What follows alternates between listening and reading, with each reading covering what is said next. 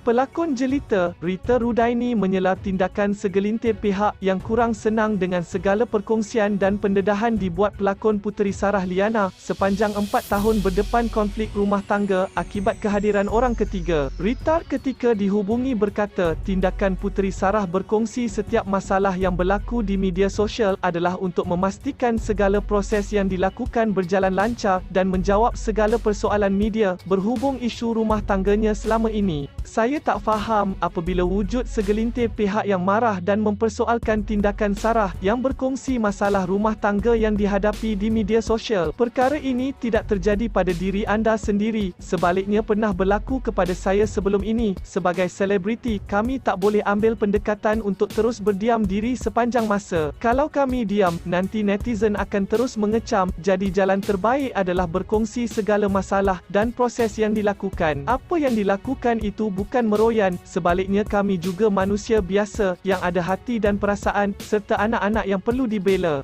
Apatah lagi, Sarah perlu bertanggungjawab terhadap setiap masalah yang perlu ditanggung seorang diri. Cerita penderitaan yang dihadapi Sarah hampir serupa dengan saya, cuma Sarah ada tongkat yang kuat, iaitu keluarga mentua yang sangat baik.